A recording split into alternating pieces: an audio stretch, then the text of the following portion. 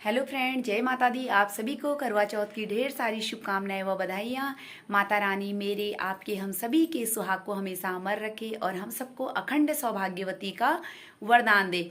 तो इसी उपलक्ष्य पर मैं भी जा रही हूँ अपने पास के ही घर में कथा सुनाने के लिए। तो वहाँ पर सारी बहनें इकट्ठी हो जाती हैं और सभी मिलके करवा चौथ माता की कथा सुनती हैं। तो आइए चलिए मेरे साथ वहाँ माता रानी की कथा सुनते हैं। जय माता दी।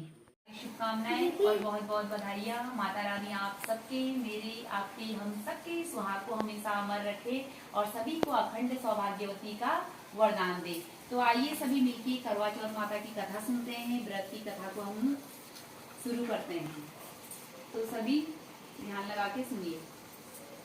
कार्तिक कृष्ण पक्ष की चतुर्थी को करवा चौथ कहते हैं। इसमें गणेश जी का पूजन करके उन्हें पूजन दान से प्रसन्न किया जाता है। इसका विधान चैत मास की चतुर्थी में लिख दिया है, परंतु विशेषता यह है कि इसमें गेहूं का करवा भर के पूजन किया जाता है और विवाहित लड़कियों के यहाँ चीनी के करवे पीहर से भेज के जाते हैं तथा इसमें निम्नलिखित कहानियां सुनकर चंद्रोदय में अर्घ देकर व्रत खोला जाता है।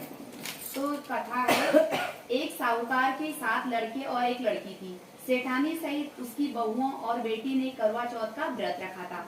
रात्रि को साहूकार के लड़के भोजन करने लगे तो उन्होंने अपनी बहन से भोजन के लिए कहा।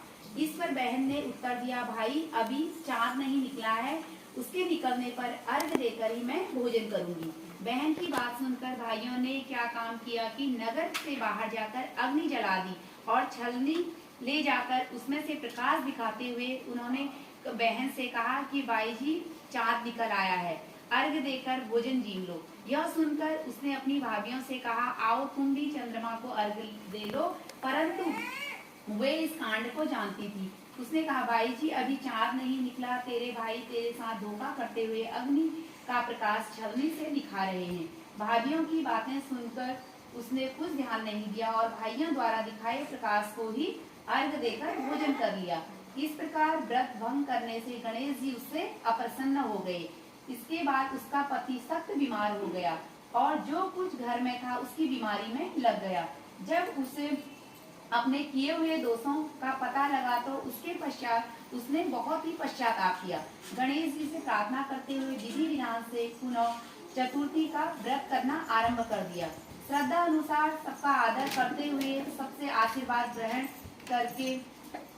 करने में ही अपना मन लगा दिया। इस प्रकार उसके श्रद्धा भक्ति सहित कर्म को देखकर भगवान श्री गणेश उस पर प्रसन्न हो गए और उसके पति को जीवन दान दे उसे आरोग्य करने के पश्चात धन संपत्तियों से युक्त कर दिया।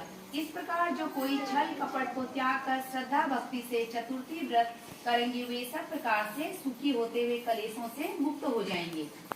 तो बोलिए करवा चौथ माता की जय हो। तो आइए आप सभी मिलके गणेश जी की कहानी सुनते हैं। तो एक घर में जाकर सोचा, जिससे बेटा बहू और मेरा सबका ही भला हो, वह भी मांगू और अपने मतलब की चीज भी मांगू। जब दूसरे दिन श्री गणेश जी आए और बोले, बुढ़िया क्या मांगती है, हमारा वचन है तू मांगेगी सो ही पाएगी।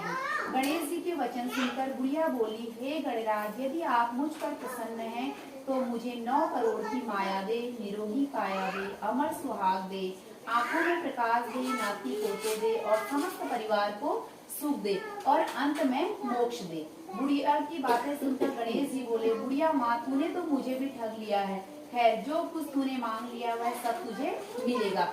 यूं कहकर गणेश जी अंतर्ध्यान हो गए। हे गणेश जी, जैसे बुढ़िया माँ को मांगे अनुसार आपने सब कुछ दिया था, वैसे ही सबको देना और हमको भी देने की कृपा करना।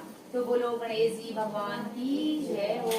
बोलो करवा चौथ माता की जय।